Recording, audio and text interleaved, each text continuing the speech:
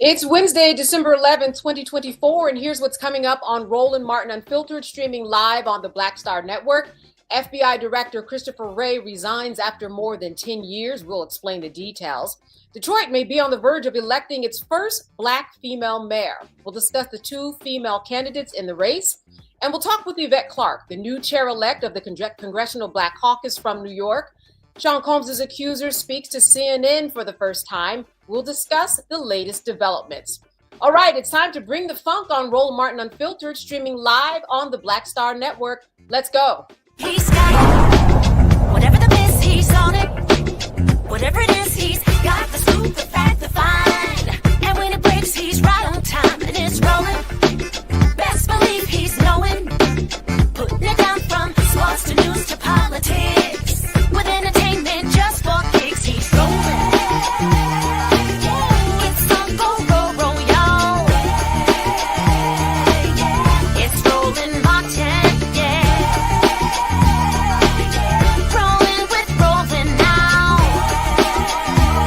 He's funk, he's fresh, he's real, the best, you know he's Roland Martin now.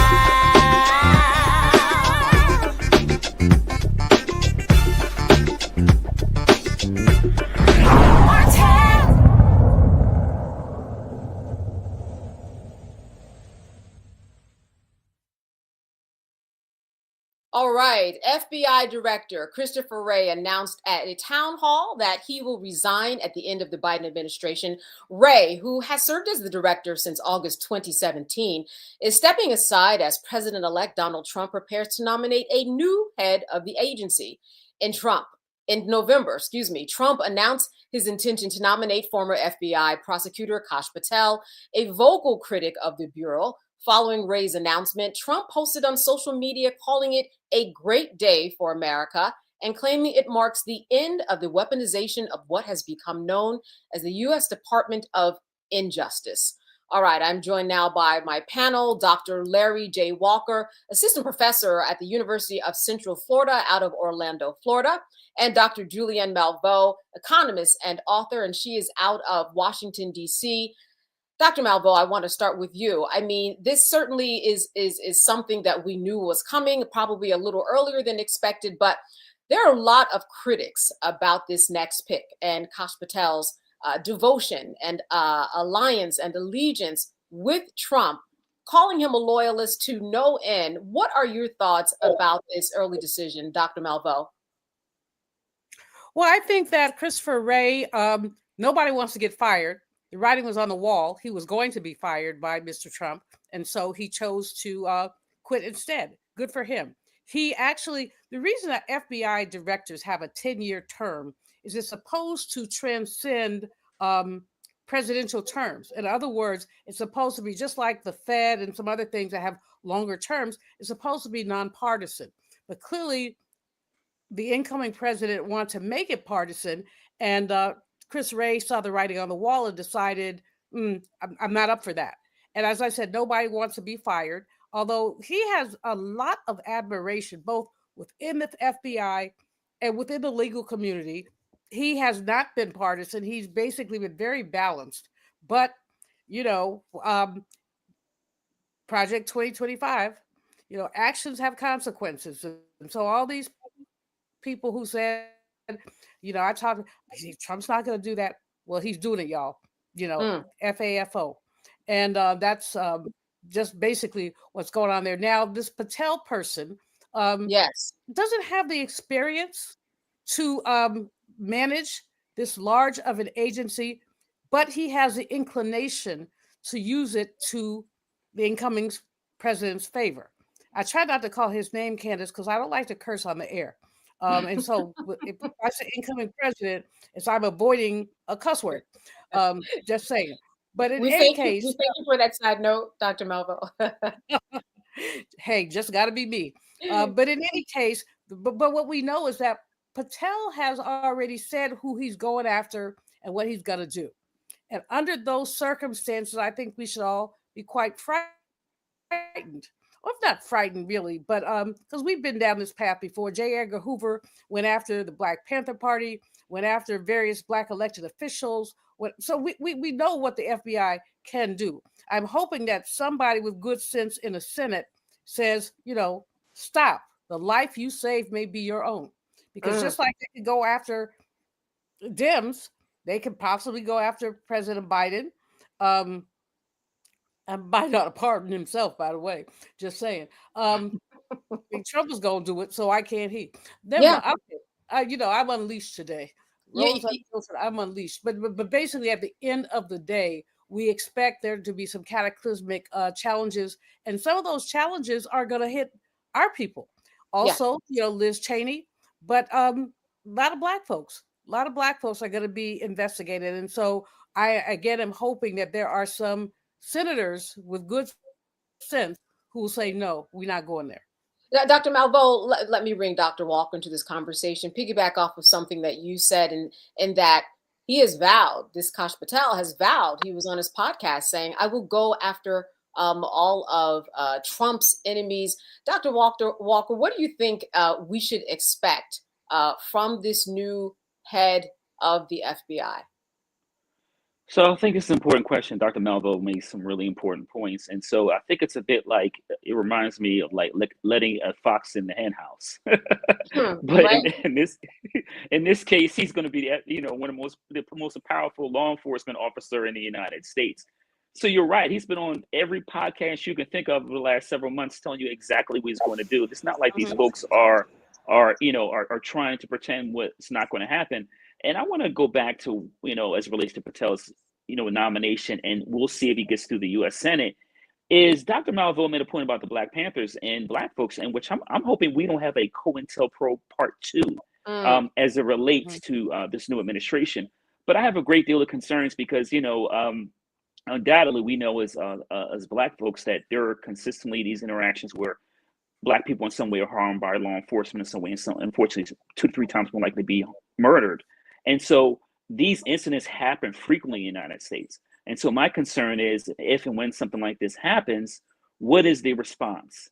And why I'm highlighting that is that, whatever issues people might have with, soon to be former FBI Director Ray, he talked a lot about, white domestic terrorism and how, in many of these hearings when he's called before the Judiciary Committee and talking about the dangers. And obviously we see some of that play out on January 6th and, the rise of the Proud Boys the last several years, among other extremist organizations. So what happens as it relates to these extremist organizations? Are they allowed to flourish? And are Black folks are likely to see violence in our communities based on, what we saw prior during the time of Jim Crow? And I'm not certainly like saying we'll relive Jim Crow, but there's a history of violence here in this country. And so I worry that, not only in terms of, Black people being over policed, but also what kind of violence can we expect to see over the next several years? And so these are the kind of things that we need to talk about. And that's why this platform is so important. Dr. Malveaux, you mentioned just the confirmation and perhaps whether or not this will even go through. Well, what are your thoughts about this? Because we've certainly seen a lot of nominees, even right now, they're trying to figure out what their fate is. We've already had somebody who was nominated drop out, Matt Gaetz. What are your thoughts about Kash Patel and what the outcome might be in terms of him even being confirmed? Well, he's likely to be confirmed. I hope he isn't. I think he is dangerous. But I do think that the Senate is of the mind to give the incoming president anything he wants. And by doing that, they're, Patel, Dr. Oz over Medicare, Medicaid. I mean, that's the biggest joke I've ever heard. And we go down the list. They are of the mind to give the incoming president whatever he would like. And from that perspective, you just need, 2 or 3 of them to say, this is, and it really is not only about the Black community, it's about the community writ large. And it's about the number of people who may be, come on, Liz Cheney. This is the whitest of white girls. From Republican royalty. Would they go after her? Probably, if the incoming president grinds his axe, and she, of course, did vote for his impeachment. So I think that what we ought to all understand is that the Senate, the Republican Party is not the Republican Party anymore. It's now Mr. Trump's party. Oh, I curse. Sorry about that. But it's his party. And so when we understand that, we understand that unless there are egregious reasons to deny a nominee, they're going to go with the nominee. And so this does mean that we got to all lawyer up. Ben Crump is going to be working overtime, if not triple time. And some of our other great lawyers who Lawyers Committee for Civil Rights Under Law, because we understand. And I'm so glad that Larry brought up the point about COINTELPRO and the ways that the FBI has been weaponized in the past with Black people to mess with us. And we can call the role. We can talk about Paul Robeson. We can talk about W.B. Du Bois. We could go on down the list. We can talk about Marcus Garvey. And so I'm wondering if some of our civil rights organizations are going to be targeted, if others are going to be targeted. But I am very concerned, and we all ought to be very concerned. But again, that 20% of Black men who decided that they thought that man would be an adequate president, they did make the decision, but they were up in it. Those white women who I am now officially through with, dear white women, I wrote them a letter, dear white women, through with y'all. They listen, Dr. Malvo, we like the unhinged version of you. Dr. Walker, listen, Kash Patel, former attorney, he also worked within the Obama administration. What do you think that organizations, what do you think that civil rights group, as Dr. Malvo mentioned, should be doing right now in terms of the expectations of what could potentially be happening and how to kind of head that off? Yeah, so I think it's really important that, Dr. Malvo talked about civil rights organizations and other entities that might be impacted or care about underserved, minoritized populations have to be proactive.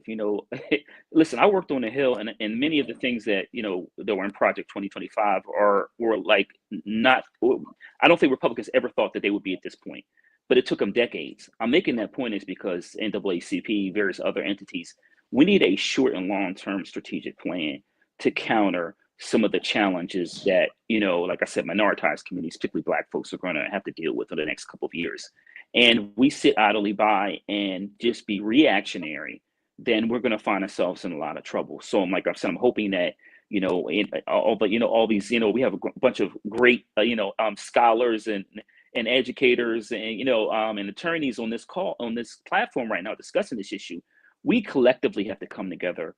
Whether, like I said, it's certain groups that are, been around for a long time and other entities, but we've got to figure out we have to have a plan, concrete plan at the local and state level to address these challenges, because otherwise we'll find ourselves, like I said, in a lot of trouble. Yeah, listen, as we know, the Department of Justice, they are the organization that has taken the lead in addressing what is going on at state levels.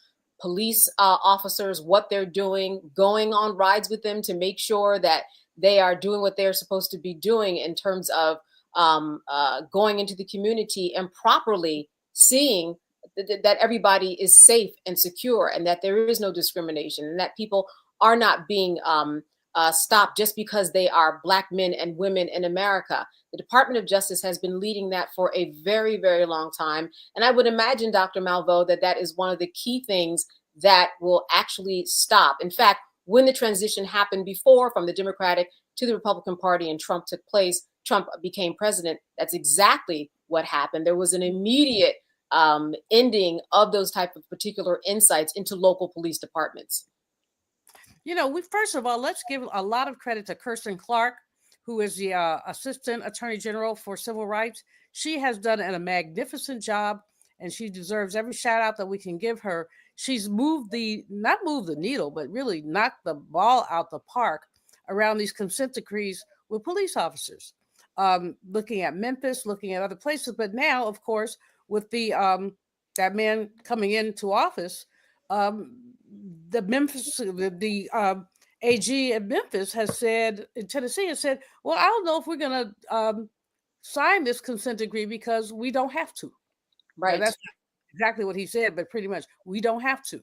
And we see clearly the pattern and practice in Memphis and in other places. And Assistant Attorney General Clark has been meticulous in her research, meticulous in her work, and yet what we see is these folks say, I don't have to.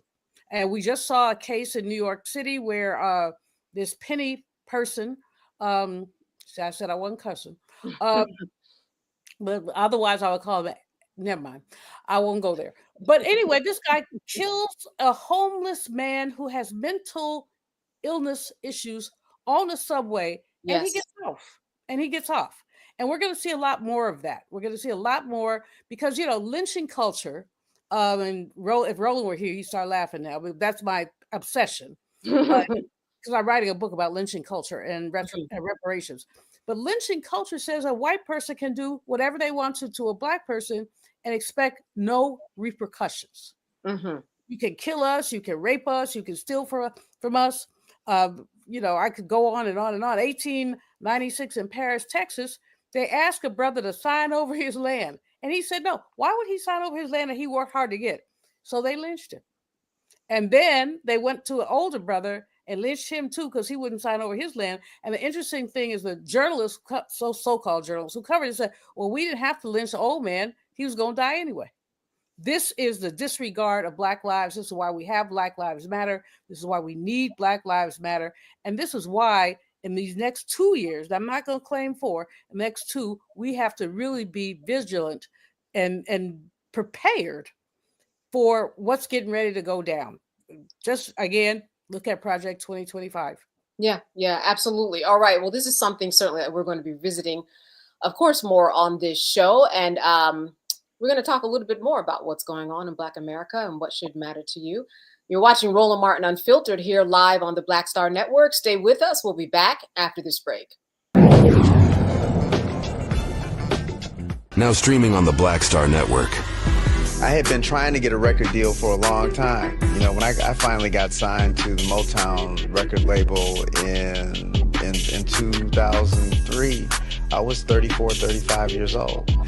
And up until that time, I had been trying to get record deals the traditional way. You record your demo, you record your music, and you send it, to the record labels, or maybe a friend of a friend knows somebody that works for, the record label.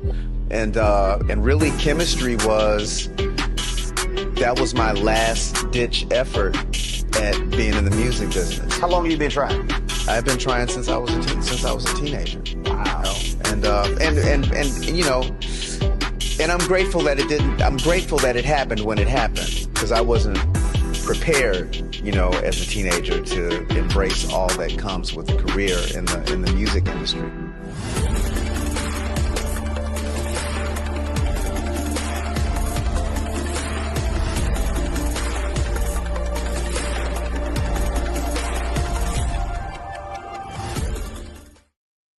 Hi, I'm Isaac Hayes III, founder and CEO of Fanbase. Fanbase is a free-to-download, free-to-use, next-generation social media platform that allows anyone to have followers and subscribers on the same page. Fanbase was built through investment dollars from equity crowdfunding from the Jobs Act. People just like you help build Fanbase, and we're looking for more people to help build Fanbase. We are currently raising $17 million in a Regulation A crowdfund on StartEngine. We've already crossed $2.1 million, but we're looking to raise more capital from people just like you that deserve the opportunity to invest in early stage startups without having to be accredited investors. So right now, I'd like you to go to startengine.com/fanbase and invest. The minimum to invest is $399. That gets you 60 shares of stock in Fanbase right now, today. And then use Fanbase to connect with friends, grow your audience, and be you without limits.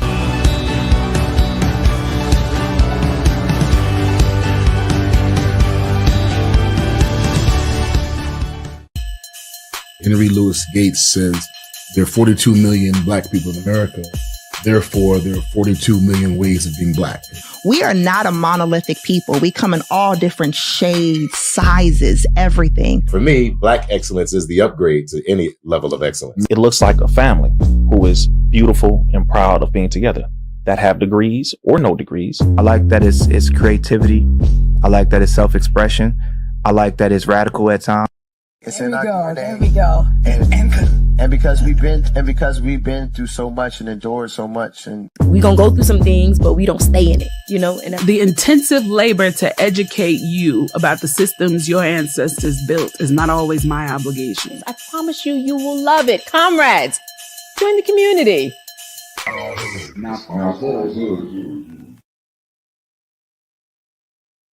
right, folks, back to that Road Mark Unfiltered video in just one moment.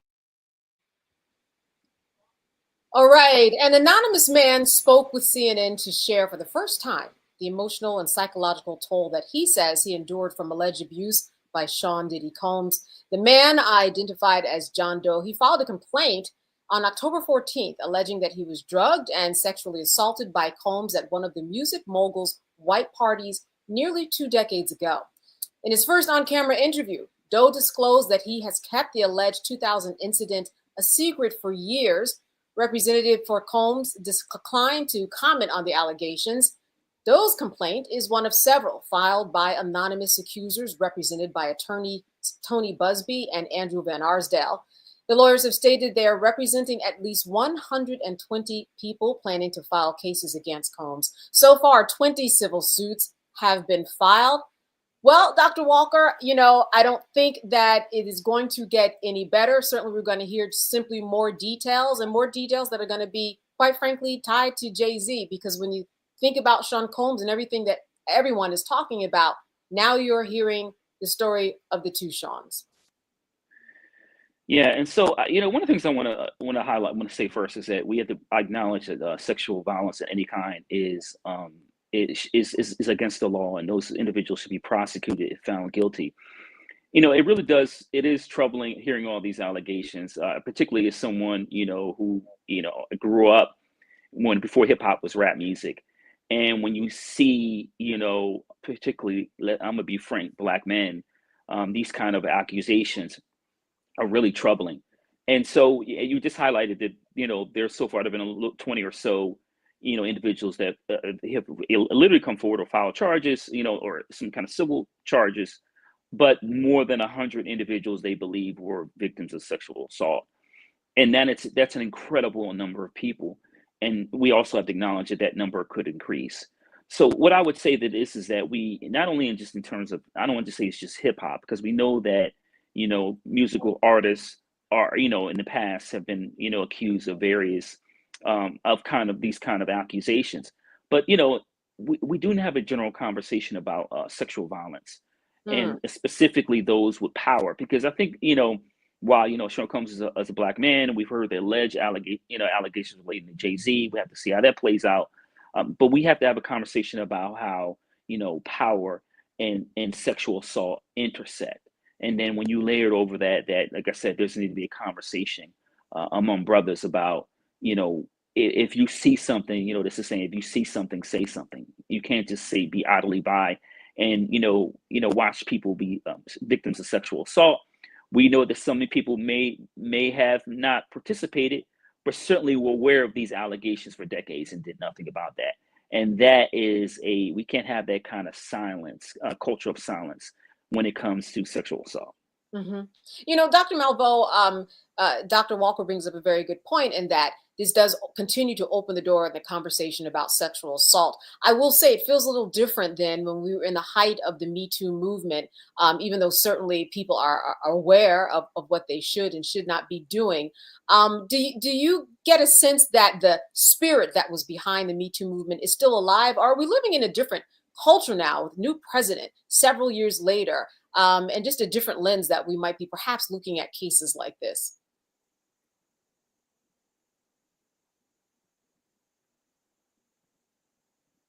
Let's see, is Dr. Malveaux there?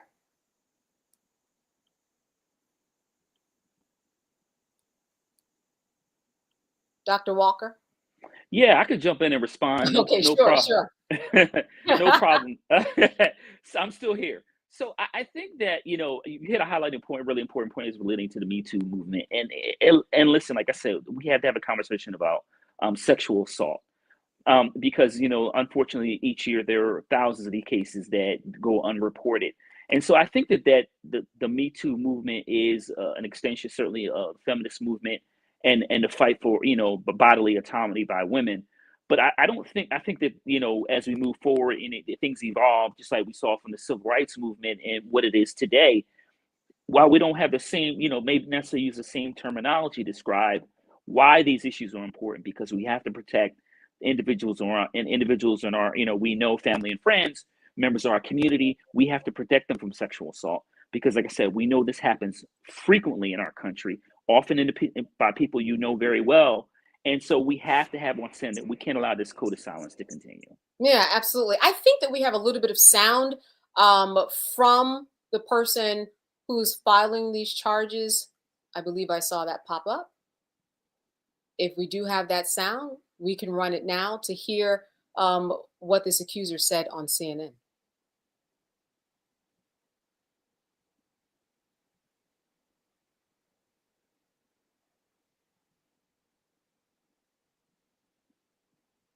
According to your lawsuit, you were hired by a security firm to work security at one of the infamous white parties that was thrown by Sean Combs in the Hamptons. What was that experience like? At first, he was incredibly friendly, very gracious.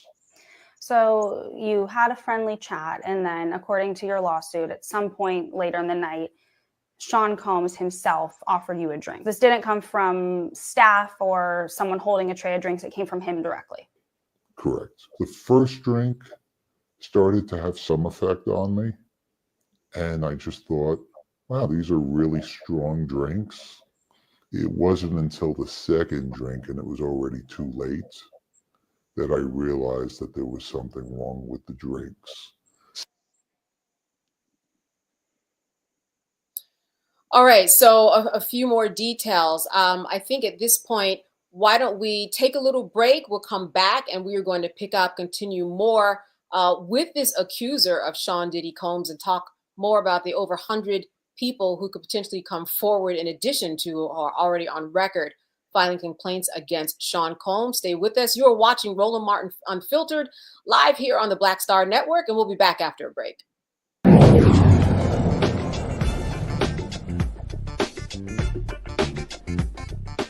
On the next Get Wealthy with me, Deborah Owens, America's Wealth Coach, Dexter Jenkins is a faith-based financial mentor with more than 20 years in the financial services industry.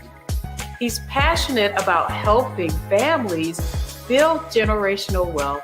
Even though I'm talking about things like prayer, I'm talking about things about reading the word, I'm talking about things like fellowship, I'm talking to members who are dealing with losing their houses, or I'm talking to members who, because of a lack of the handling their finances, they're working 2 and 3 jobs. And so what I'm finding is that they're not coming to church because they don't have a handle on their finances. We're talking how to get wealthy through faith and our finances on the next Get Wealthy right here, only on Black Star Network. Now streaming on the Black Star Network. I had been trying to get a record deal for a long time. You know, when I finally got signed to the Motown record label in 2003, I was 34, 35 years old. And up until that time, I had been trying to get record deals the traditional way. You know, you record your demo, you record your music, and you send it, to the record labels, or maybe a friend of a friend knows somebody that works for, the record label. And really chemistry that was my last ditch effort at being in the music business. How long have you been trying? I've been trying since I was a teenager. Wow. And I'm grateful that it didn't. I'm grateful that it happened when it happened, because I wasn't prepared, as a teenager to embrace all that comes with a career in the music industry.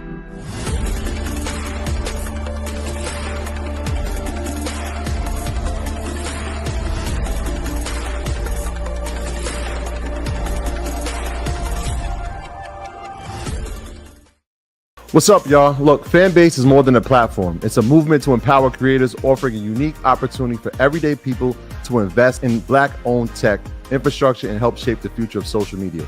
Investing in technology is essential for creating long-term wealth and influence in the digital age. The Black community must not only consume tech, we must own it. Discover how equity crowdfunding can serve as a powerful tool for funding Black businesses, allowing entrepreneurs to raise capital directly through their community through the Jobs Act.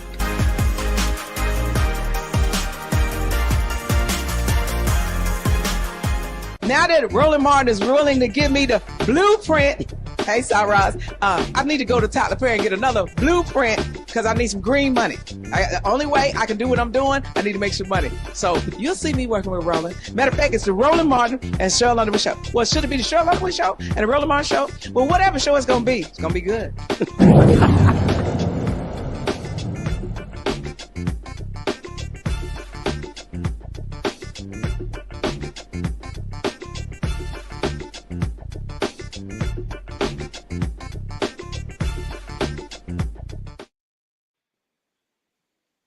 All right, we are back here on Roland Martin Unfiltered. Before we went to the break, we were speaking about this man who came on CNN. He shared his experience and the psychological, emotional, physical abuse that he had allegedly at the hands of Sean Combs. This goes back to 2007. As we know, there have been 20 civil lawsuits that have been filed, but there have been attorneys out there filing potentially over 100 more that will be coming. We heard a little bit of sound from this man before we went to the break. Dr. Malveaux, I wanted your thoughts about this man who is coming forward, what this means for Sean Combs. And as I said before, we're now talking about two Seans. A lot of people are talking about them all in the same breath: Sean Carter, Sean Combs, and just the implications of people who will be coming forward. I'm sure there are more to come, Dr. Malveaux. Oh, there absolutely are. What we see is apparently just a freak show going on. People who felt like they could do whatever they want to do to other people with no consequences. I think Dr. Walker made the point earlier about needing to have a conversation about domestic violence or basically sexual abuse. I mean, the tragedy here, Candace, is that we were abused as Black people, as enslaved people. I just finished reading a blurb about a book where it talked about how white men routinely raped Black men who are enslaved. And this is something we don't really talk about. We don't really talk about sexual abuse and how it happens and the power dynamic therein. So this gentleman who's come forward, I mean, lots of people are going to have lots of things to say. You know, why do you wait so long? Well, we know why people wait so long. They're frightened. They're intimidated.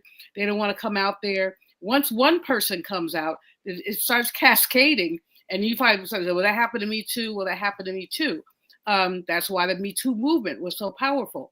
But I think that we in the Black community, if we put ourselves out there as more moral, more upstanding, and better, then we have to be good enough to have a conversation with our brothers, with our sisters. Women can be abusers as well.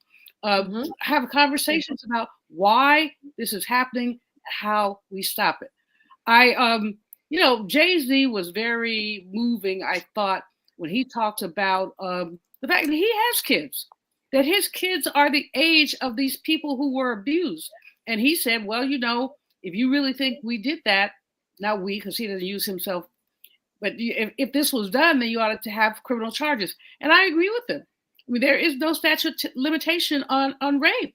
And so if indeed these are claims that are not baseless, bring it on. And let's expose this stuff. Let's just, you know, people always talk about dirty laundry. Let's take that dirty laundry and hang it on a clothesline to see what's going on, because we can't have this in our community as we talk about building our community, as we talk about recovering from enslavement, as we talk about, you know, let's say doing this research on lynching, and the book is so delayed because sometimes I'll read something and I have to go to bed. I mean, it's just some of the stuff is too much deep. Really? And so this is part of a continuum. And we as Black people cannot swim in muddy water without getting dirty.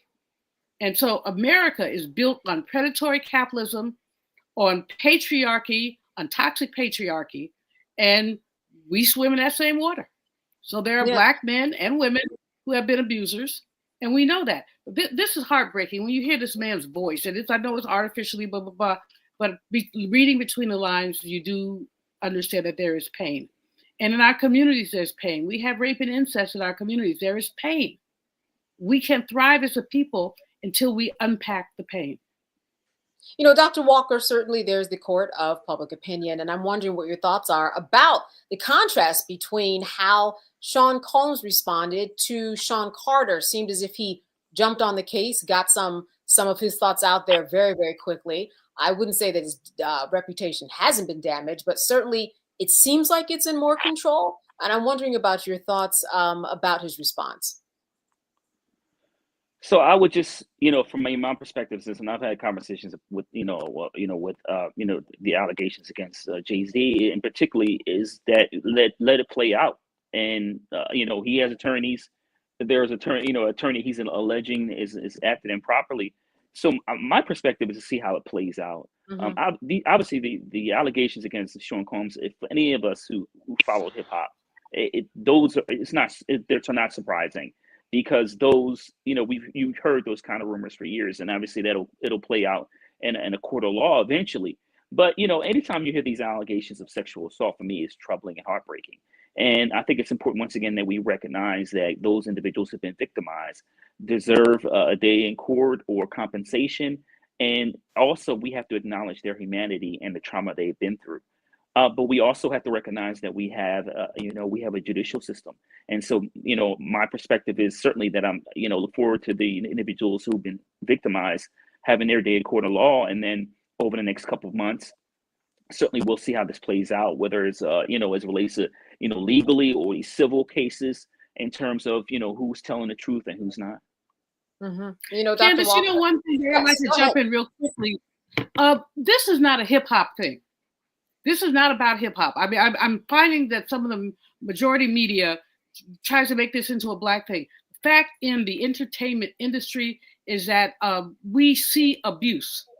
People are eager to get in there, get out there, get their stuff out there, and they're willing to make the kind of moral compromises that they probably shouldn't. And so therefore, they make themselves vulnerable. Not blaming the victim, but I'm just saying. But I object to the fact that they're trying to make this a hip hop thing. If you go to opera, you have stories about opera and how the divas in opera were exploited. Horrible stories in opera. We can look at classical music and see some of the same things. So let's just not jump into this is hip hop thing. Now, what's his name? Puffy, whatever. Yes, he calls himself. Sure. Okay. I mean, he's got a reputation. We've all heard the reputation, and that's just that. He's done some horrible things. On tape, so that's just that. But he is not hip hop. There's some wonderfully talented hip hop artists, and we don't want to tar them with the same brush, because we do know that when there are unequal levels of power, those who have the most power are able to exploit those who have the least amount of power. And often it's an incoming artist who would do anything to get his or her record on the air, and would, just saying, this does happen. So, like I said, I don't do hip hop. I'm too old, but I do have many young people who love hip hop, and I just don't want us to jump into this is hip hop thing because Puffy and Jay-Z are both being accused. Let's look at who's been accused in opera. Let's look at who's been accused, in classical. They're the stories of exploitation in the entertainment industry have no color. Dr. Malveaux, I'm sure there's one hip hop song you like. Come on, we're gonna have to work on that. But let me talk to you, Dr. Walker, because it sounds like you have and do listen to hip hop. And I'm just wondering about, as Dr. Malveaux said, this is not about hip hop. But when we think about the Russell Simmons and the Two Seans and how they do represent hip hop in such a big way, do you think that this is going to leave a stain on its legacy, or do you get that it's making people have a bad mouth about hip hop as a whole because of the way that it is being sold? They are being sold as these representatives of the larger.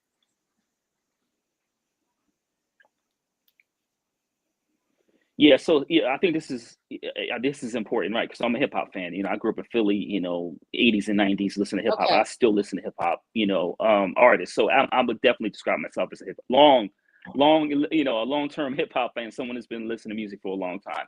So I think that Dr. Malveaux is absolutely right. So societally, generally, from a larger level, we have a serious issue with sexual assault as a nation, and obviously we can go international when we talk about this issue. And it is a troubling part of the human condition that we need to eradicate. So, and then when you take it down a little further, absolutely, the music industry has a long, troubling history, rock and roll, and not only in terms of some things we've heard now in other forms of genres, but we've also heard victims coming forward in those various other forms of kind of music. And for me specifically, as someone who grew up before it was hip hop, when it was rap music, and then Jay-Z and Sean Combs are contemporaries in terms of the same age group, and certainly and so that's why for me in particular, having this conversation is so important, because there have been particularly from Black women over the last several years who said that some of the lyrics and some hip hop artists that are troubling and misogynistic.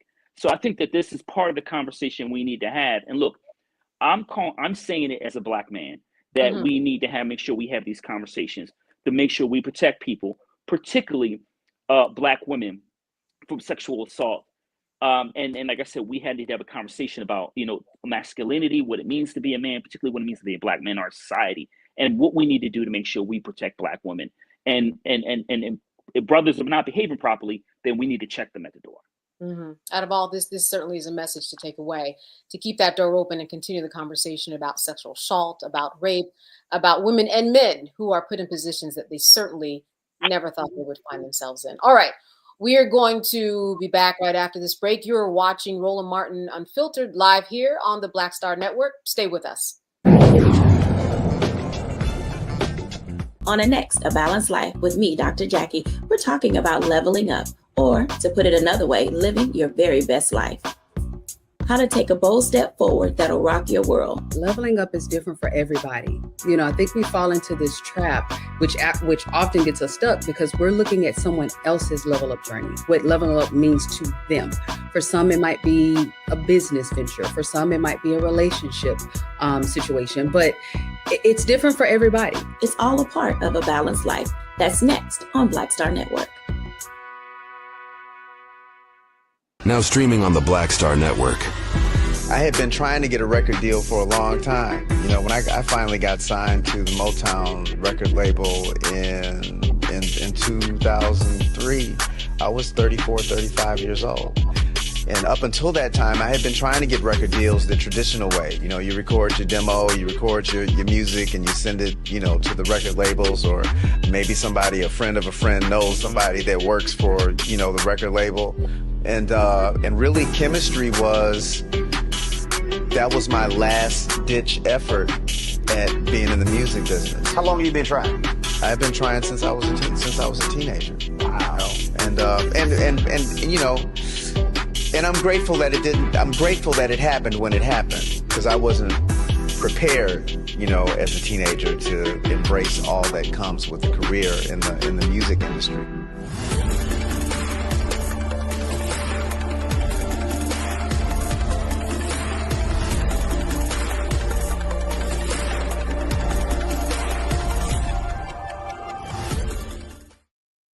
Hi, I'm Isaac Hayes III, founder and CEO of Fanbase.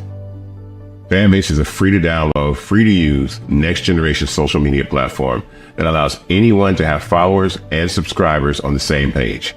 Fanbase was built through investment dollars from equity crowdfunding from the Jobs Act. People just like you help build Fanbase, and we're looking for more people to help build Fanbase. We are currently raising $17 million in a Regulation A crowdfund on StartEngine. We've already crossed $2.1 million, but we're looking to raise more capital from people just like you that deserve the opportunity to invest in early stage startups without having to be accredited investors. So right now, I'd like you to go to startengine.com/fanbase and invest. The minimum to invest is $399. That gets you 60 shares of stock in Fanbase right now, today. And then use Fanbase to connect with friends, grow your audience, and be you without limits.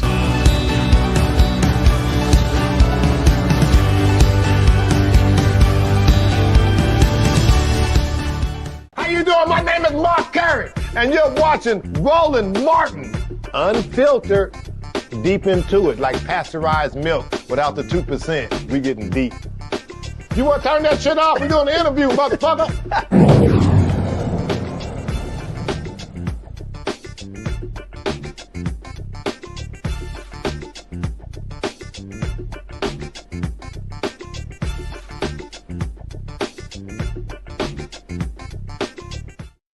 Was announced that Representative Yvette Clarke, a Democrat out of New York, is the chair-elect of the Congressional Black Caucus, and today she joins us to discuss her plans for the CBC and more. Welcome, Representative Yvette Clarke. Good to see you. Good to be with you, Candace. Thank you for having me. Absolutely. Let me first start by saying congratulations. I know there's a lot of work, yet good work ahead of you. I want you to give us an idea about what are some of the top things that you will have on your list of things to do in terms of what's important to the Black community and what you're hearing from people now, especially since you have been put in this position. Well, right now we are in the organization phase. We still have a few more weeks left in this session of Congress where Congressman Stephen Horsford remains the chairman of the Congressional Black Caucus. However, we are prepared to enter into the 119th session of Congress geared up and focused on really pushing back and debunking what we know will be heading our way as part of the Trump agenda to execute on Project 2025. We have members on every committee of jurisdiction. The Congressional Black Caucus will be the largest number of federal lawmakers in the history of the United States in the next session of Congress at 62 members, 4 of whom are in the United States Senate and 58 of whom are in the House of Representatives.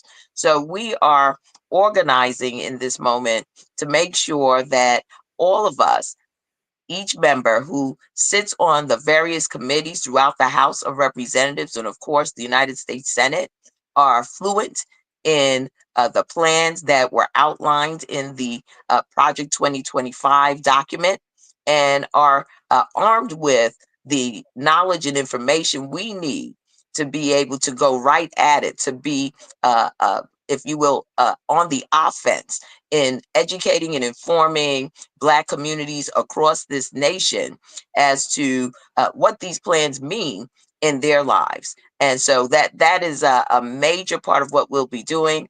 Of course, there are a number of legacy issues that we will remain focused on and remain at the heart of our agenda, issues of voting rights, of affordable housing, issues of making sure that we advance the George Floyd Policing and Accountability Act. There are a whole host, including the HR 40, which speaks to the need to do a study on reparations. We are going to continue to advance all of those issues in the House of Representatives of the United States Senate that have a direct bearing and impact on Black people across this nation. Representative, let's fast forward to January 21st, let's say. I am wondering, in terms of the list of things that are out there when we look at Project 25, what do you think are maybe the top 2 or 3 things that you know you are going to have to address immediately? I'm wondering, is it immigration? Is it housing? There's so many things that are huge and that are affecting the lives of Black Americans. Yeah, What absolutely. I mean, what we know from prior experience with the previous Trump administration is that there will be a barrage of activities coming out of that administration, all of which have us centered in the bullseye of some of the most cruel policies that you can imagine. And so we are focused on making sure that we are geared up at every level to address all of the issues simultaneously. We know that Donald Trump has promised to begin a mass deportation program on day one. We know that in Project 2025, there's a deconstruction of diversity, equity, and inclusion programs across this nation. And there are a whole host of other harmful policies.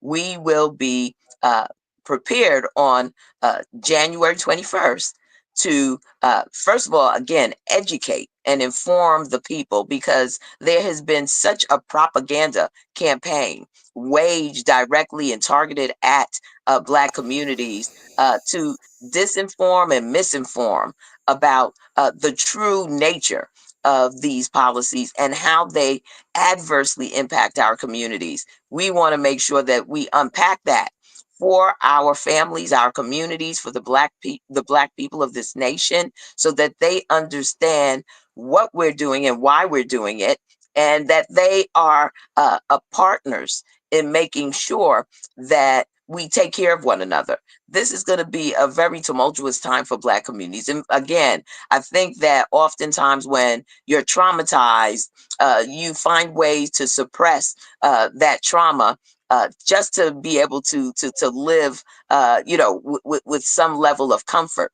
This is going to be a very uncomfortable circumstance for Black people in this nation. And we want to be there to make sure that people are given the right information and are prepared to resist against the backlash of this administration and what it means for them to target communities, vulnerable communities, such as the Black community.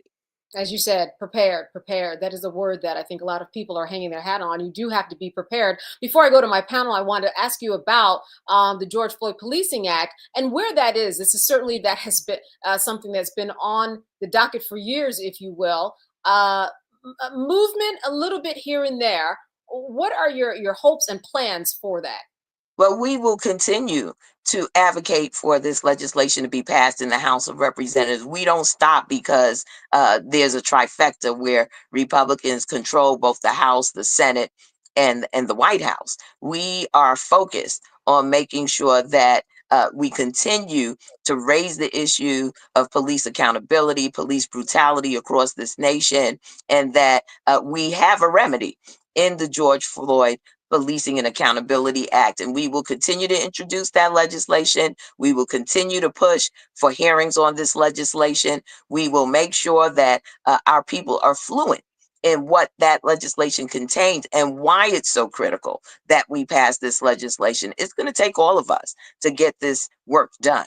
We're going to be, of course, doing what we can as legislators, but we're going to need our partners outside of the federal government, on the state and local level. We're going to need our partners in the nonprofit sector, in the civil rights community, to continue to be the echo chamber, if you will, until we are successful and victorious in passing this legislation. All right, let me bring in my panel here. Dr. Malveaux, question for Representative Clark. Hey, Sora, I'm loving those glasses. I truly love those glasses. You look fantastic. I was so happy to hear you mention HR 40 because we really have not, as you know, I'm on the NARC, National African American Reparations Commission, and we've been pushing with Congressman Conyers and then with, of course, our departed Sheila Jackson Lee, pushing for the passage of HR 40. We got very close, but we didn't get over the line. There are two things that I want to ask you about that. Number one, many of us are hoping that President Biden, before he leaves office, signs an executive order to implement HR 40. We know that the Orange Man is not going to, if he signs it, he'll void it. But symbolically, that's a big victory. So part one, do you think that President Biden has the cajoles to do such a thing? There are no consequences to him. He's not running for office again. So that's one. And then number two, in terms of looking at the Policing Act, again, what are the numbers looking like? You've got a very slim minority, very slim minority, but are there Republican allies that can be tilted in our direction? Well, let me say that we are going to, and I know that we've already placed a number of request before President Biden to ask that he act on a number of our requests prior to leaving office. I don't know that HR 40 is a part of that package, but we have been looking at the pardon process and the need to look at all of the injustice in the criminal justice system and release and pardon and provide clemency to a number of folks who have served their time and have already shown that they are prepared to come back to our communities, and that it's critical that he act at this time.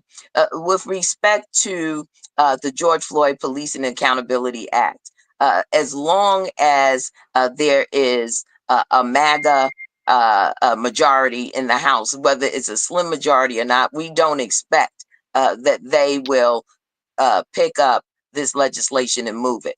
That does not mean that we don't continue to raise the issue of police brutality and accountability in this nation, that we continue to raise our voices, we continue to highlight the need for this, because we are the ones who ultimately bear the brunt of misconduct in police departments across this nation. So I don't by any means believe that we have those actors on the other side of the aisle that are sympathetic to this cause, because if they were, they would have already stepped up to the fore to be able to work with us to get this done. And you have to understand that in a MAGA majority, those who would have traditionally been reasonable, willing to negotiate, are also targeted within their own conference by extremists. And so that in it of itself creates a conundrum within the Republican Party for those who understand the issues that impact Black communities across this nation. They're unfortunately not ones of courage to stand up and to partner. But we will see. You know, I hope springs eternal, Dr. Malvo. Dr. Walker. And Clark, let me say first of all that I served as the LD for former Congressman Owens, so I know your district quite well. So I wanted to say that. And so my question goes directly relates to the issue of immigration. So you know, you talked about Project 2025 a lot. We saw the attacks with Haitians in Ohio, among other places. And so I wanted you to talk. People often, the conversation relates to immigration to individuals from Mexico, Central and South America, and there's little context as it relates to how these immigration challenges will impact Black people, particularly those from the Caribbean or from various parts of Africa. So can you talk a little bit about that, about how these issues can disproportionately impact Black people, and then some of the things the CBC is considering? Absolutely, and people seem to also forget that there are significant numbers of people of African descent that are residing in South and Central America as well, and who are, under extreme pressure to migrate. Given the circumstances there, people of African descent have migrated to the United States, ever since the passing of the Civil Rights Act of 1964, when quotas were lifted that prohibited Black people from immigrating to the United States of America. And even prior to that, we know the racism that impacts what I call longtime stakeholders, those who are descendant of the enslaved Africans that were kidnapped and brutalized and brought to this nation. We are all targeted as long as we are of African descent, and we have to understand that we stand out more so in the crowd of immigrants than many of the other sort of immigrant groups. There are immigrants from Ireland that are here undocumented. There are immigrants from Eastern Europe that are here that are undocumented. Yet we always see the Black and the brown who are targeted for enforcement action. So it's going to be a real hardship on our communities because of proximity to Black families. Immigrants are in blended families. Someone in the family is a citizen, someone is a resident, or someone who holds a green card, and then there's someone who may be undocumented. We are facing the existential threat of family separation.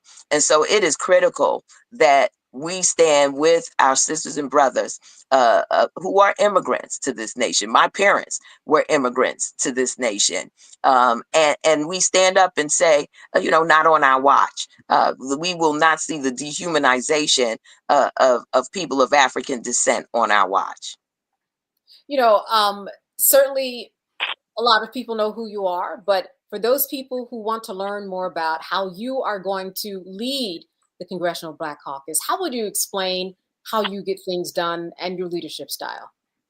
Absolutely. Well, first of all, I come out of the Shirley Chisholm School of Leadership, being a Brooklynite who's unbought and unbossed, who was an insurgent in terms of political leadership within the Brooklyn community, New York State community. And so I was raised in a household of activists. And I believe that it is critical that we organize on the ground, that we educate our communities on what exactly is taking place in Washington, D.C. at the federal level. Again, I was astounded by the level of misinformation targeted at Black communities. And so I have organized with colleagues in our executive body to look at how we structure the CBC to maximize on our power and influence in the communities across this nation to, again, mobilize our people, educate and inform them, and make sure that we are not used by the Trump administration in a divide and conquer strategy that diffuses our power, but that we lift each other up in this moment, that we undergird each other. And so I believe in Black empowerment. And that is how I am focusing the work that our colleagues will be doing, and getting the buy-in, quite frankly, from all of the CBC members as we move forward. We understand what time it is. And what is so unique about the CBC in 2024 is that we were founded by 13 members of Congress who came from voting rights districts. And in 2024, we have many more members of Congress who represent districts that are not majority Black districts, but have lived experiences of Black people. And so we're going to use all of the talent at our disposal. We're going to use all of the benefits of those lived experiences to really connect across this nation with Black folks who may not even live in our constituencies, but who understand that democracy is not a spectator sport, that we have to be in this, that we have to recognize that this is not a moment, this is a movement, and that we have to center ourselves to come through these next few years under the Trump administration victorious. And that's what we're going to do from day one, coming out of going into the 119th session of Congress. All right, from day one, with an unprecedented number of African Americans serving in the House and the Senate, a lot of good work ahead, and we'll have you back to get an update on that. Thank you so much for being with us today, Representative Yvette Clarke. Great to see you. Thank you for having me, Candace. Absolutely. And happy holidays, Merry Christmas, Happy Kwanzaa to everyone.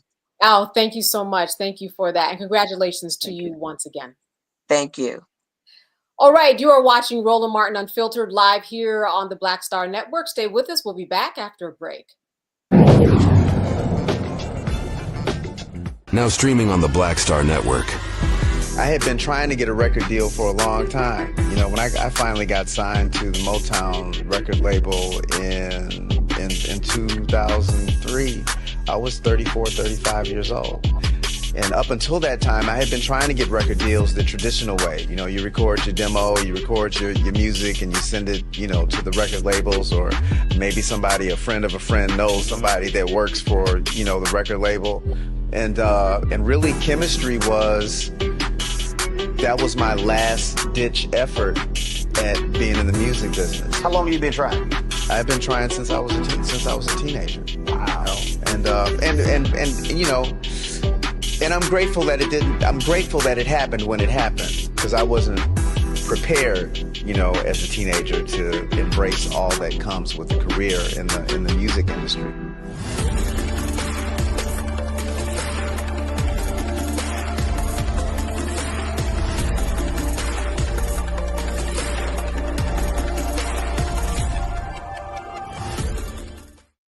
What's up, y'all? Look, Fanbase is more than a platform. It's a movement to empower creators, offering a unique opportunity for everyday people to invest in Black-owned tech, infrastructure, and help shape the future of social media.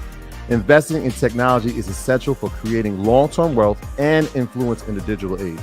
The Black community must not only consume tech, we must own it. Discover how equity crowdfunding can serve as a powerful tool for funding Black businesses, allowing entrepreneurs to raise capital directly through their community through the Jobs Act.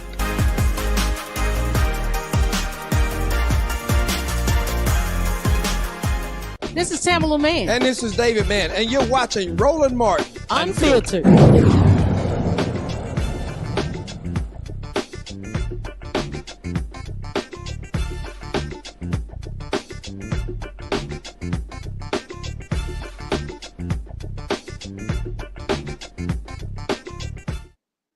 She is switching parties to become a Republican, talking about Florida State Representative Susan Valdez. Now, in a statement, she says, "I will not waste my final 2 years in the Florida legislature, being ignored in a caucus whose leadership expects me to ignore the needs of my community.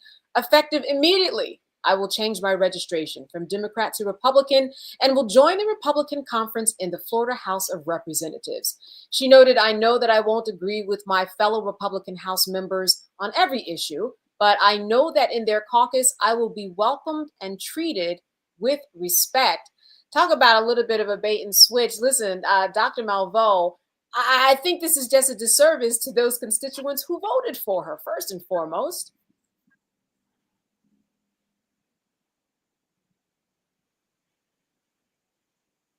Oh, I think Dr. Malveaux. Oh, sorry. Oh, that is all right. I was saying that when it comes to Susan Valdez doing a bit of a bait and switch, going from Democrat to Republican down there in Florida, you know, her constituents must certainly be upset that she did this. Well, her constituents are upset, I'm sure, because they voted for her as a Democrat because she claimed to embrace democratic principles. But I would also say that this illustrates some of the challenges that the Democratic Party now has. As Yvette spoke about, Congresswoman Clark spoke about earlier, you know, the margins are razor thin, but Republicans are in the majority. I'm sure this woman doesn't like being in a minority. And in Florida especially, there has been an insensitivity, especially to around immigrant issues, which I'm sure she actually does embrace. I think that she's a wuss, quite frankly. Oh, there I go again. But I think she's a wuss. I think she, you know, you ran as a Democrat, you stick with the Democrats. But I think the flip side of that is, what will Democrats do now? Not just because of her, but because of the very narrow ways that we lost. We lost Wisconsin on less than 30,000 votes. What are we prepared to do to win the good graces of voters who lean Democratic but are sick of some of the Democratic drama? So Susan Valdez was reelected as a Democrat. She's now saying she's going to be Republican. I think that move lacks integrity, but I think it also speaks to the weaknesses of the Democratic Party.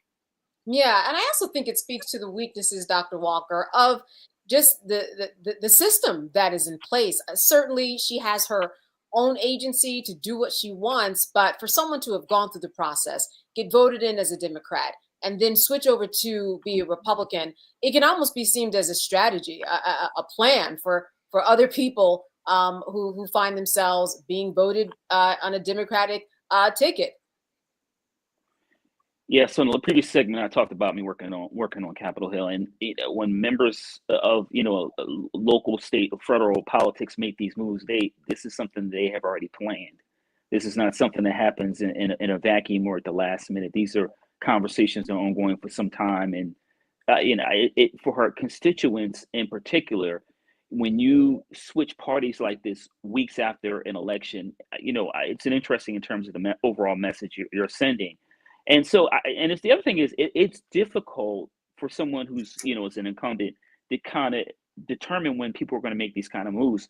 If we remember a couple months ago, we saw something similar in North Carolina. The difference in North Carolina is that it shifted the power base from Democrats to Republicans and had an impact on policy in the state of North Carolina. In the state of Florida, the Republican Party has supermajority, so it's in the governor's mansion. So it's not going to have necessarily a policy impact, but also it gets more issues about morality and right or wrong, and making these kind of moves certainly should have been clear prior to not even just the election, but the primary, that this is the kind of change that you were anticipating move, and to make it just a few weeks after the election. Certainly, like I said, our constituents certainly have to be upset, and it's a political move. Yeah, and I want to go back to your experience on Capitol Hill. When we talk about the power that someone actually has when they switch a party like this, do they have any? I would imagine that it takes them a very long time in order to garner power, garner respect, and let people see them as somebody as integrity for someone who's done this type of switch, Dr. Walker. So, let me also, I think this is a good question, but let me add that, when it comes to these kind of party switches, people aren't checking anyone's integrity. Let's be honest. Okay. Right. So this is about power, right? Mm-hmm. And so if the Democrats had the majority, I'm sure she wouldn't be making this move, but they aren't. So certainly it will, making this affiliation change will open doors possibly now and down the line. I'm sure, in terms of the political calculus, all the things we described or considered. So it's unfortunate, and right, people like that make these kind of switches after a general election should face consequences. But the reality is, besides, I saw that some of the Democrats sent out letters, obviously concerned and angry, but because also she was funded through the Democratic Party. That's right. And so to win elections, so there should be some kind of, like I said, some consequence. But in this case, and many of the other similar cases, there frequently isn't. Yeah, a curious case, especially. Let's call out Joe Manchin. Let's call out. I mean, we've seen this crap before. Yes. Where people claiming integrity switch parties and become independent because they don't like what's going on. And really what they want is attention. Now, I think, Dr. Larry, in her case, as you say, with the Republicans having a supermajority in Florida, I don't see what she gets out of this except for attention. And I'm not sure how much attention even then that she will get, because frankly, she's going to be one in a few dozen Florida Republicans. She doesn't get anything. She'd get more if she stayed Democrat and was a thorn in the Democrat side. But we have to look at Joe Manchin. We have to look at so many others, Sinema, who basically got elected as Democrats, used Democratic Party resources, DNC resources to become elected, and then basically wussed out. And Manchin got a lot of attention because because Democrats had such a slim majority. He got a lot of attention, a lot of whatever, a lot of smoke blown, up him. But sure. But this woman, I don't think is going to get the same. They may welcome her because of her demographic, There may be other reasons they welcome her, but she's not going to get as much attention or clout that as Manchin had in the United States Senate. Yeah. All right, Dr. Malveaux and Dr. Walker, thank you for your notes on that. I wanted to move on to another subject. Supermarkets. All right, when you go to the grocery store, the proposed merger between supermarket giants Kroger and Albertsons faced a major setback as judges in two separate cases blocked the deal.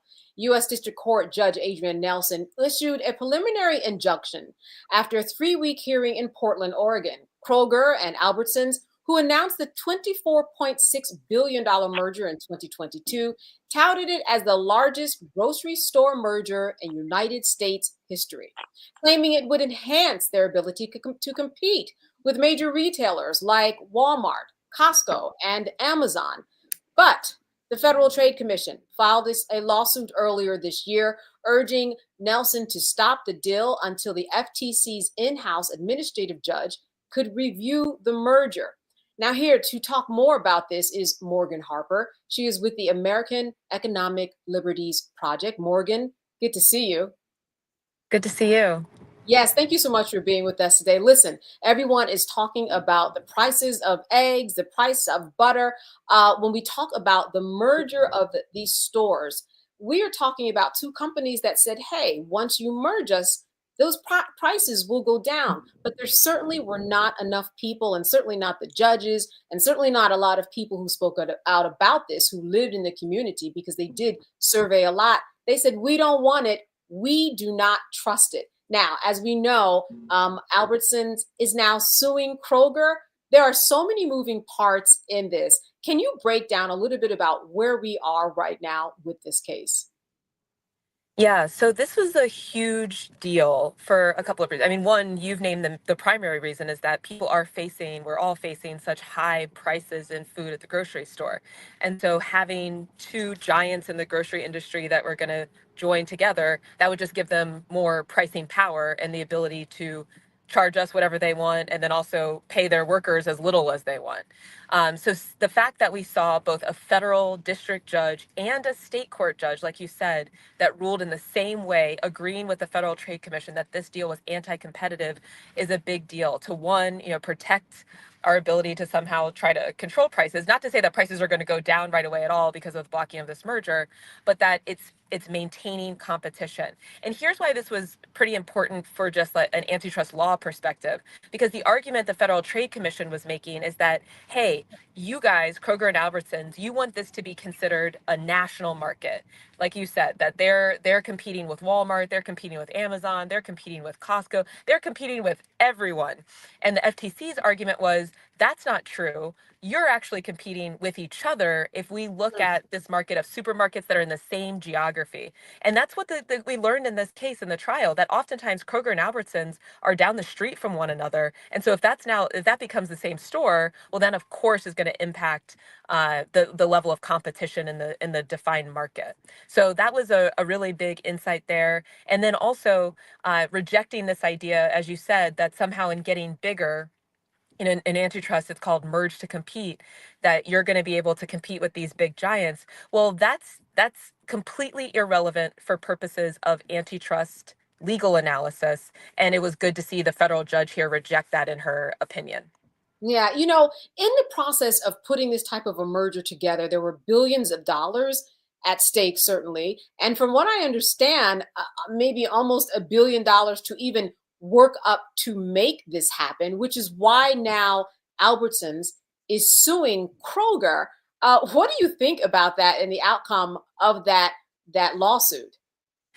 Well, what that indicates is they're unlikely to be appealing this decision. I mean, it's very much an option when you see that a judge has decided against allowing a merger to go through, that the parties would appeal, take that to a circuit court and try their luck with a different set of judges. But here, the fact that we see Albertson suing, that pretty much means that these parties are done with each other. They're not looking to proceed. And I think that is because we saw both a federal judge and a state judge decide against them. The writing's kind of on the wall. This is done. Like you said, they've already put a lot of money into this, and now they're trying to point the finger at each other and cut their losses with as much as they can.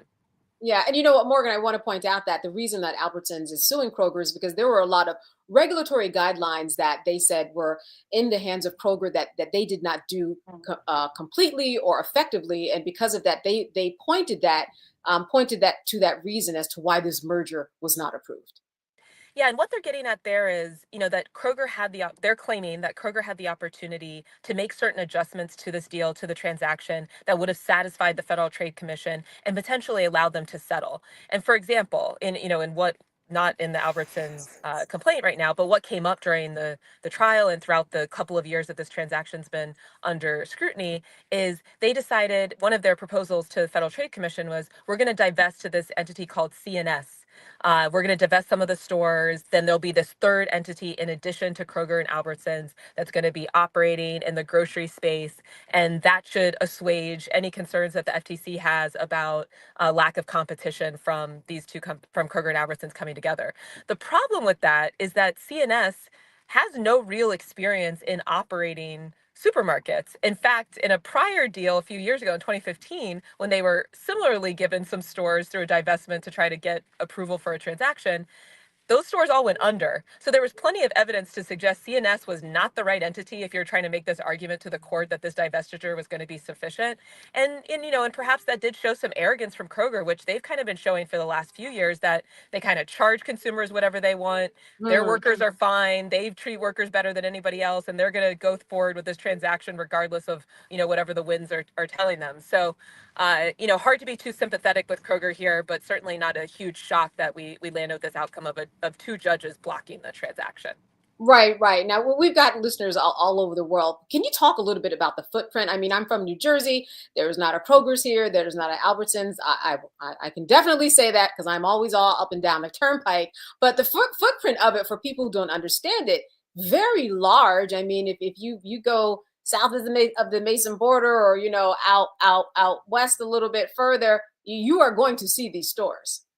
Absolutely, and it's an important point. They would have been actually the largest grocery retailer in the country. And so, I'm in Ohio. Kroger's based in Ohio.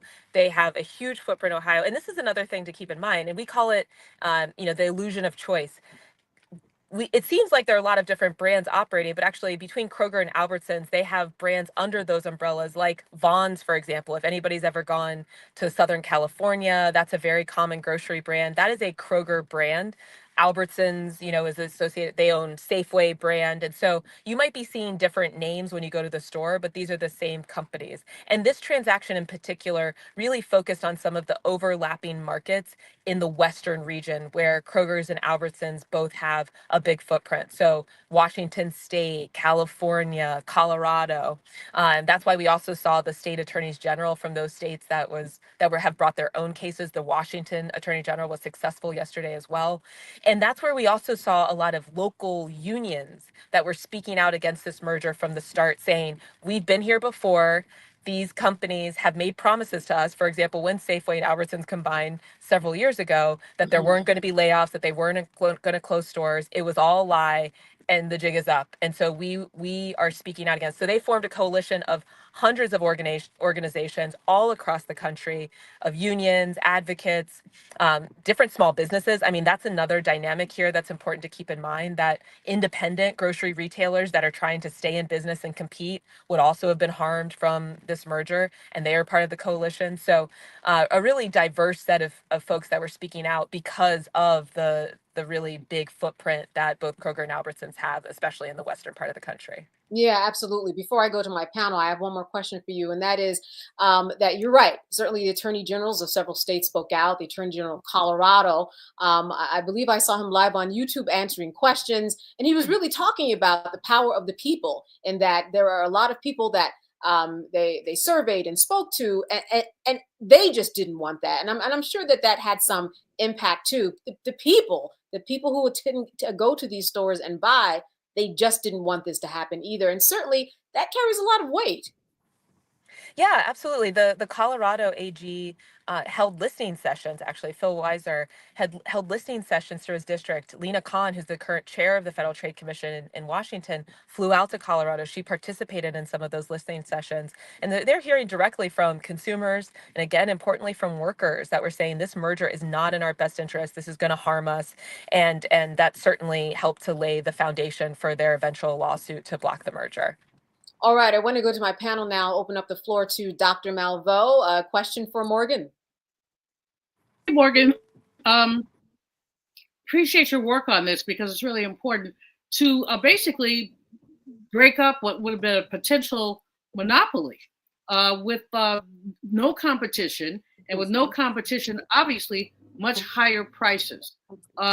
So it's good that the regulators came in and said, no, this isn't going to happen. But what do you see, this move towards consolidation is happening not only in the grocery industry, but in others. What do you see happening next in terms of groceries, in terms of it? I love the fact that you laid out what's under Albertson, what's under Kroger. So we just think of those two, there's so much more. What do you think is going to happen in the next year around consolidation in the grocery industry?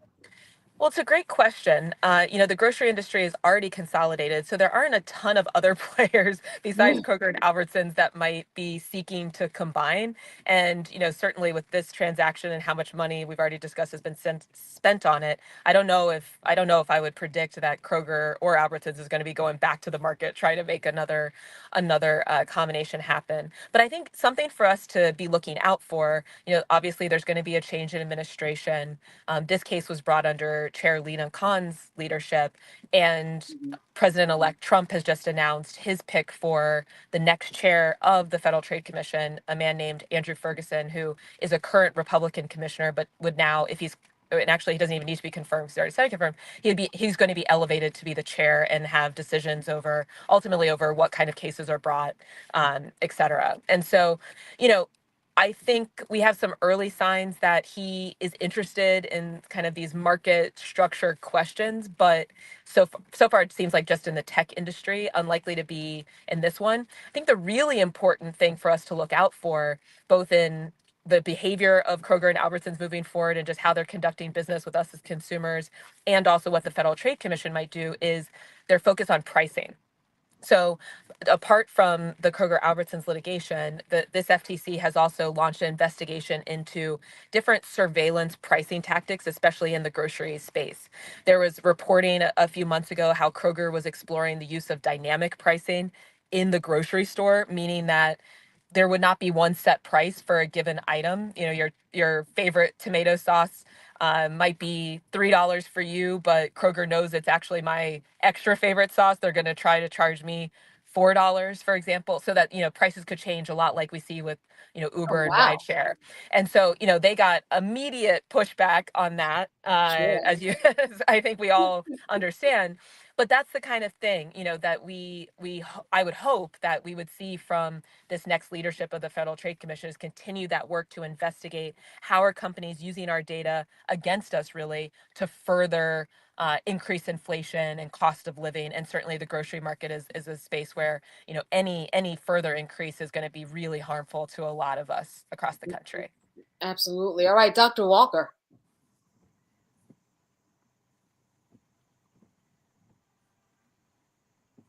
All right, maybe we don't have Dr. Walker, and that's all right. I think that when we talk about antitrust, when we talk about making sure that people are able to just fairly compete, I think about the case of Google, right? And we talk about the antitrust. This is something that the government, they are on the case to make sure that capitalism does not exist in this way. What do you think might happen in terms of the next when Donald Trump takes office? Do you see that this might change in any way, shape, or form? Certainly, anything is on the table for change when we have a new administration. And I do think we're seeing a lot of mixed signals from some of President-elect Trump's choices so far, nominees. But again, the chair of the Federal Trade Commission, Andrew Ferguson, he, especially when you talk about the tech industry, has been pretty outspoken about wanting to be aggressive in considering what are called structural remedies to change the business model or go after enforcement actions that might result in a change in business model to some of these companies. Mark Meter is another Republican commissioner who has now been nominated and will still have to be Senate confirmed. He is coming from Senator Mike Lee's staff in the U.S. Senate, a Republican, but another person who has been outspoken and critical of the tech industry and their market power. The Google case, though, that is, well, there are a couple Google cases that are live, but there's one against Google on their Google search that's now at the remedy stage. And, that's already with the judge to decide on what those remedies are going to look like, if they're going to have to divest Chrome, for example. But, a new administration could decide that they don't want to continue with that case. And, unlikely because it's already so far along. But we do have a sign also there for the DOJ antitrust nominee coming from a strong background in critiquing tech, and was previously, her name is Gail Slater, was previously on Vice President-elect J.D. Vance's staff that also has been kind of critical of tech. I mean, I think it's important to clarify. Oftentimes, a lot of the folks from the Republican Party that are critiquing tech are using justifications like wanting to stop censorship and, maybe different than from, where a lot of Democrats are coming from. But the main point is they're all landing on the same conclusion, which is these companies have too much market power and they need to be broken up or structurally changed. And so, there's positive signs on, I would say, both fronts for the antitrust enforcers, DOJ and FTC, but we'll just have to kind of wait and see how it all fits into the political calculations that the next administration's making. All right. I want to thank you so much for giving us insight. Listen, a lot going on in the world of supermarkets. Never knew it could be so interesting. Morgan Harper with the American Economic Liberties Project. Thank you so much for being with us today. All right. We're going to take a little break. When we come back, we're going to talk more about the news that's affecting you. You're watching Roland Martin Unfiltered here live on the Black Star Network. Stay with us. Now streaming on the Black Star Network. I had been trying to get a record deal for a long time. When I finally got signed to the Motown record label in 2003, I was 34, 35 years old. And up until that time, I had been trying to get record deals the traditional way. You record your demo, you record your music, and you send it, to the record labels, or maybe a friend of a friend knows somebody that works for, the record label. And really chemistry that was my last ditch effort at being in the music business. How long have you been trying? I've been trying since I was a teenager. Wow. And I'm grateful that it didn't. I'm grateful that it happened when it happened, because I wasn't prepared, as a teenager to embrace all that comes with a career in the music industry.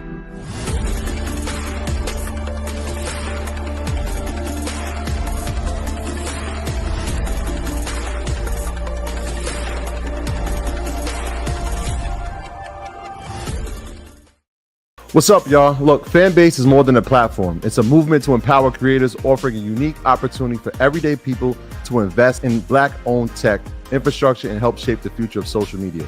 Investing in technology is essential for creating long-term wealth and influence in the digital age.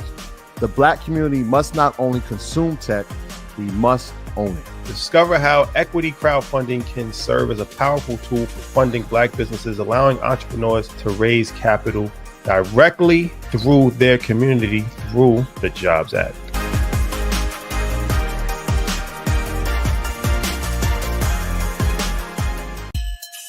Henry Louis Gates says there are 42 million Black people in America. Therefore, there are 42 million ways of being Black. We are not a monolithic people. We come in all different shades, sizes, everything. For me, Black excellence is the upgrade to any level of excellence. It looks like a family who is beautiful and proud of being together, that have degrees or no degrees. I like that it's creativity. I like that it's self-expression. I like that it's radical at times. There we go. And And because we've been through so much and endured so much, and we gonna go through some things, but we don't stay in it, you know. And the intensive labor to educate you about the systems your ancestors built is not always my obligation. I promise you, you will love it. Comrades, join the community.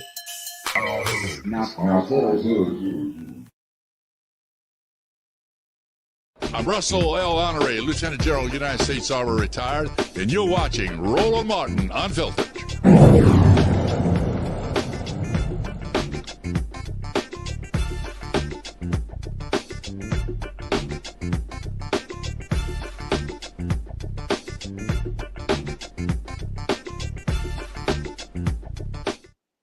Candidacy for mayor, aiming to become the first Black woman to lead the city if elected. In her announcement, Sheffield emphasized priorities including affordable housing, increased funding for home repairs, and job creation, particularly for young people. Public findings show she has an early edge in fundraising and name recognition among the potential candidates. But Sheffield is not the only Black woman entering the race. Former Detroit City Council President Chantel Jenkins is also expected to announce her candidacy soon. Listen, I think that looking at this, we've got two very interesting candidates. One, perhaps, Dr. Malveaux, was slightly a little more name recognition, but the fact that they're both out there, the fact that they're both Black women is going to send both of them rising to the top. Dr. Malveaux? Oh, this is exciting. Detroit has not had a woman mayor. We've obviously had several Black mayors of the mighty legacy of Coleman Young remaining there. Lots of really committed Black women activists in Detroit. And so basically, let the best sister win. What I think that both of them are going to have to understand and deal with, first of all, is a political climate where the incoming president has vowed to take cities in hand. And he's talked a lot of nonsense about Washington, D.C. He's also talked a lot of nonsense about Southern California cities, notably Los Angeles. And so both women have to be very aware of that. Secondly, although Detroit is on the upswing, it hasn't always been, there are still major challenges in terms of home abandonment and things like that. I like the fact that both of them are looking at possibilities of supplementing or providing grants for people to improve their homes, because there's the level of home abandonment in Detroit is really frightening. Some blocks, half of the homes have been abandoned. So there's a lot of work to be done. I really don't know a lot about either candidate. They both look compelling, but the issue is not how they look, it's what the voters want. And I think in Detroit, voters are very interested, very, very interested in seeing an upswing, you know, in the interest of Coleman Young and others. And then I think the other thing about Detroit that I always love is the strong union base.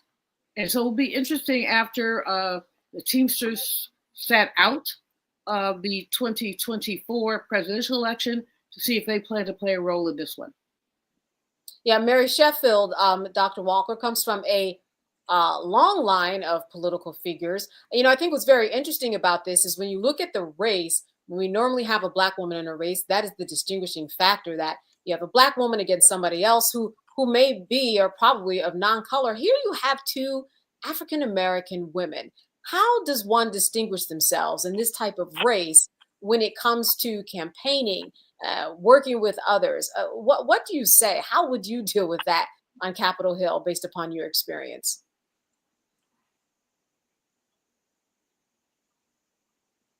As for Dr. Walker. Oh, Dr. Walker is a little frozen. That's okay. You know what, Dr. Malveaux, are you still with us? I'm still here, Yeah, yes. it comes down. Oh, okay. You know what, Dr. Walker, let me open that up to you. There you go. Technology is imperfect this evening. That's all I can say. So listen, I think that really it's important, right? I speaks to, we just had Congressman Clark on, and we made a mention of, we had to talk about the Voting Rights Act of 1965. I mentioned that because this having two black women, in a majority black city run against each other speaks to the success of the Voting Rights Act of 1965. So I think it's exciting. Certainly, as Dr. Malvo mentioned, Detroit's on upswing. We know that last year there was a decrease in violent crime. It's a wonderful city, wonderful people. And so I'm very excited to see who wins. But like I said, Detroit is definitely on the upswing. And particularly considering some of the challenges at the federal level with the transition, we want to make sure that, these majority black cities like Detroit are well represented, and both these candidates are well qualified. And I look forward to seeing who's going to win the election. Yeah, and let me end this by saying, there are some things that they'll have to do in order to get people's attention. If you were managing them, Dr. Malvo, what would you say they should do in order to distinguish themselves as they go out there? Again, it is a black base, two black women. How do you make yourself unique? Well, I think they're both unique individuals. They both have different legislative and other histories. As you mentioned, candidate Sheffield comes from a long line of activists. I think that the most important thing for them is going to be endorsements. I think that people like Reverend Wendell Anthony, who's a big former president of the NAACP in Detroit, he got that membership up to 10,000. If somebody could get him in their corner, imagine the impact of that. There are many others, Benny Napoleon. So I think that endorsements are going to make a difference. I also think that the ground game is going to make a difference. What we also know is that because of the enormous activism that Black women demonstrated in the 2024 presidential, there are lots of spinoffs from Win with Black Women and other groups. And I would say that, while sisters are not going to engage in any kind of BS, that if either of them is able to get those Black women activist organizations in their corner, it will make a difference. Lavonia Perriman has a radio show in Detroit. The reparations issue, which germinated from Congressman Conyers with HR 40. If either of them is willing to embrace that, that may make a difference. They will have to go issue by issue. And this is an exciting race to me because, a lot of people will vote race and gender, but if they're both the same race and same gender, how do they distinguish themselves? And that's a big question.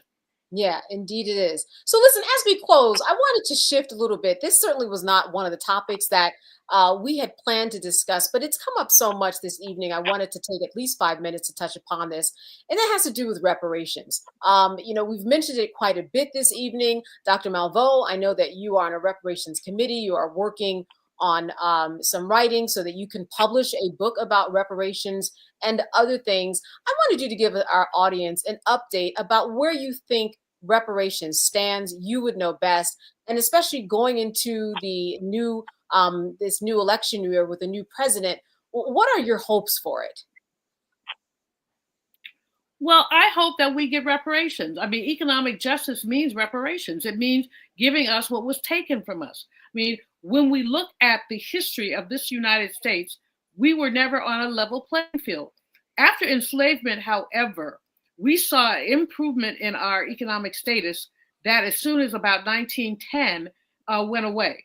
So I am hoping, First Repair, which was founded by the brilliant Robin Ruth Simmons, former Evanston, Illinois councilwoman, who Evanston was the first city to provide people with cash reparations because of redlining. And there were over 200 people at her gathering, about 60 municipalities represented. People really looking at the ways that Black people have been stifled in our attempt to get economic parity. Don't get me started, kids, because I could go line, chapter, and verse about what I call economic lynching. Economic lynches. People were lynched because they had too much. There's the story of Anthony Crawford, who owned 400 acres of what they call good cotton land. And he went to sell some cottonseed to the general store. The white man offered him 5 cents a pound less than the white man who went before him. And he said, I'd rather 30 throw my damn cottonseed in the river than to be ripped off. Well, at that time, using curse words at white people, which is why I curse so much, using curse words at white people could get you lynched or something. He was arrested because he cursed at the white man. Now, he cursed his own cottonseed. He didn't curse white people. Anyway, he went in his pocket. The fine was $15, which is a lot of money then. He went in his pocket, threw the $15 at the sheriff, so they lynched me anyway. And the two white competitors who competed with him about cottonseed, they were named executors of his estate. Let me ask you this: the committee that you are on right now. Well, what are your plans for 2025 to see reparations come into fruition? It's the National African American Reparations Commission. It's part of the Institute of the Black World. It's convened by Dr. Ron Daniels. Forgive me. We think it's going to have to be local with this Congress. We don't expect much from them, but with people like Yvette Clarke and others, in our corner, we expect that'll come up again and again and again. But meanwhile, the local reparations movement is there.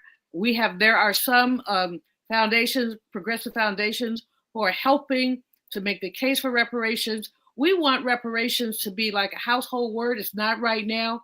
A lot of black people don't support reparations. They're like, let's just let things, let sleeping dogs lie. But we want it to be a national and an international movement, and indeed it is. We had people from CARICOM at the conference last weekend. The Caribbean Commission, and they are looking at the reparations issue. So our hope is that people will embrace this out of a sense of fairness, out of a sense of fairness. It is unfair to have taken our land, our labor, labor, talent. There's so many stories of Black folks who have patents. They took our intellectual capability. So we just want this to be, we don't have any false hopes about the next Congress. Okay. But we do hope that President Biden will do an executive order, which he still can do. Dr. Walker. Oh, no, that's all right. That's why I asked the question, Dr. Walker. I want to give you the last 30 seconds in terms of, do you think that a needle is being moved in terms of reparations, and will it be stopped if it is moving when we get this new president in office officially? Yeah, I see.